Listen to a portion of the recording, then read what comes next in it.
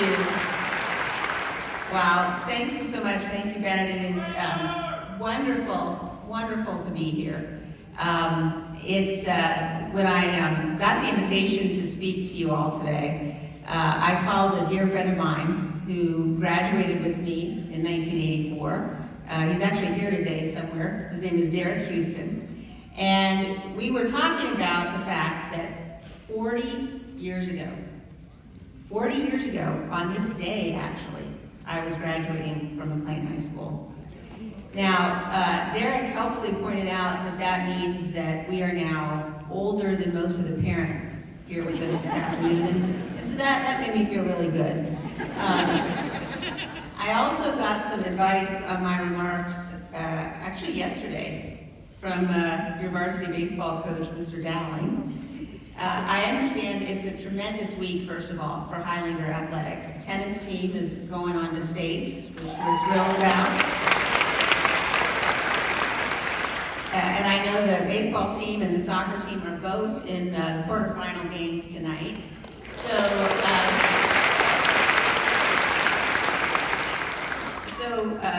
when Dr. Riley introduced me to Coach Dowling yesterday at school, the conversation went something like this. He said, look, thanks so much for agreeing to come and be our commencement speaker, but I gotta get the baseball team to Lake Braddock, really quickly tomorrow, so could you keep your speech short? And I said, okay, and he said, I mean really short. So I want you to know that I am all about keeping messages short and simple and concise. When I was at McLean High School, I was a cheerleader, and one of our jobs was to paint the signs that would go on the buses for away games, particularly away football games. Now, as you all can imagine, we put special effort in whenever we were playing Langley. So one year, I was so proud of our work. We had painted a beautiful sign that had a very clear and concise and direct message, and we had just finished hanging this incredible piece of art on the bus when the athletic director, Mr. Cole, showed up, took one look at our sign and said, yeah, you're gonna have to take that down. It turned out Mr. Cole was not as thrilled as we were with our simple two-word message: Langley sucks.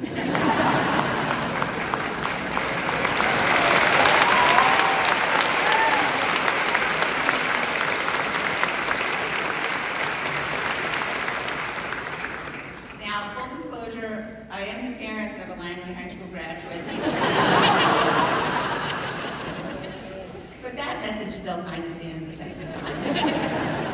So in honor of simple and short commencement speeches, I'm going to offer just 4 points to all of you today as you build your future. The first one is this: don't be a bystander. Among the greatest blessings of our lives is that we live in the United States of America. We are the inheritors of freedom, passed on to us by men and women in every generation for nearly 250 years, particularly men and women who laid down their lives to defend this great nation. In all the course of human history, in most times, in most places, most people have not lived in freedom. America is one of the exceptions. But our freedoms depend upon having citizens willing to defend them and willing to defend the Constitution and the structure that sustains our freedoms. At the heart of all of that is respect for the rule of law. Without respect for the rule of law, there's no politics, there's no freedom of expression or assembly or religion. And without all of those rights and a legal system capable of protecting them, without the many other safeguards of our Constitution, there can be no political dissent.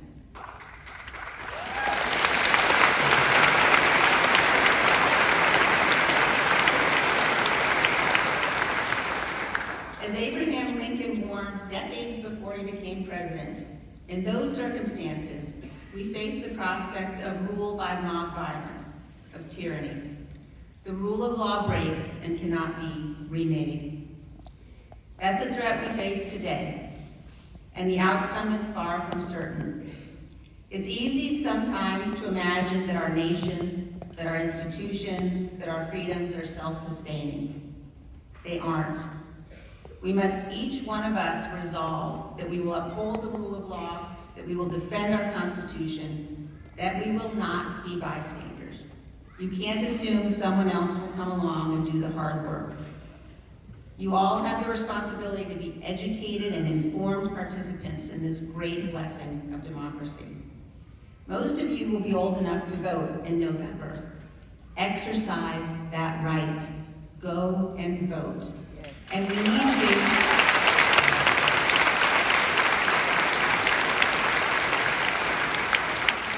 And we need you to do even more.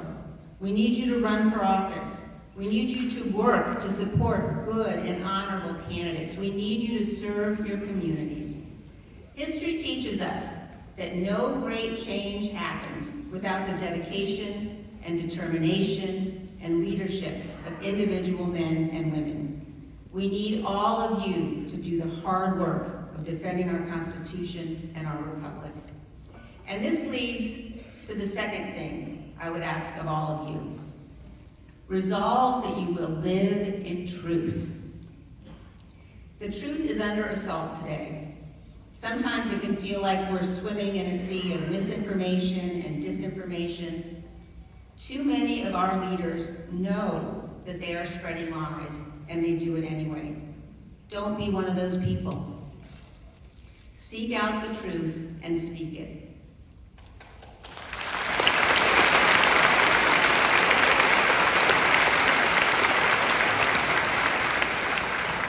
In the months just after the January 6th attack on the United States Capitol, I received a note from a Gold Star father, from a man whose son died protecting this nation in Afghanistan. His note read, "Standing up for the truth honors all who gave all." The fact is, we cannot remain a free nation if we abandon the truth. So as you go out to change the world, resolve that you will stand in truth. The third thing that I ask of you is to do good and be kind. Love and kindness matter. Listening to each other matters. Learning from each other matters, especially learning from people we might disagree with. Seek those people out. Engage with them. Understand them. They might change your mind. You might change theirs. And that is how we change the world. This life is a glorious gift. Don't ever forget that. So as you leave here today, I hope you'll take with you the words of a Quaker missionary who said, "I shall pass this way but once. Any good that I can do, any kindness I can show to any human being, let me do it now. Let me not defer or neglect it, for I shall not pass this way again." So do good and be kind. As you graduate and you think about your goals and you make plans to achieve them, you also need to be prepared for opportunities and obstacles that you don't expect, that you can't anticipate. Sometimes the path ahead won't be clear, and you might find yourself confronting challenges that you couldn't have imagined with few allies by your side. For those moments, I pass on to you this fourth lesson. When the path is obscured and unclear, you can find your way by resolving to do the next right thing. Even when you can't see where the path leads, you will almost always know what the next right thing is. We all have that small voice inside telling us, it's your conscience. Listen to it. And if you're still confused, call your mother. She'll tell you.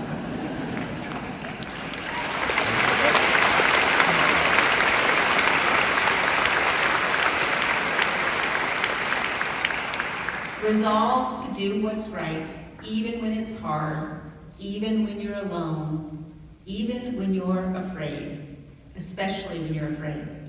That's courage.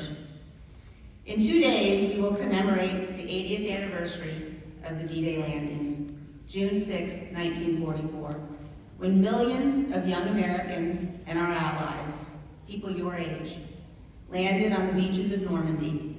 They liberated Europe, and they saved democracy. President Reagan talked about those who stood against Hitler in the darkest times. He said they were, quote, incandescent with courage. Let your own lives shine with courage and truth. It's been said that the long arc of history bends toward justice and freedom. That's true, but only if we make it bend. That's the responsibility you all now carry. Your lives aren't scripted for you. You can make them what you want them to be. What you dream they can be. There are endless opportunities that you can find or make for yourselves. Fortune may favor the brave, but it also favors the diligent, the steadfast, and the persistent, those who chase their dreams every day. Your lives can have great and noble purpose. Don't stagnate or fall into apathy or inaction. This country and our world need you. We need you to achieve and invent and create, to save us from our many imperfections, to protect our freedom, to preserve our union. So McLean High School class of 2024, go forth. Stand in truth, do good and be kind, do the next right thing, be heroes, be incandescent with courage, love our country. We've never needed you more. Congratulations to you all, and good luck to the class of 2024.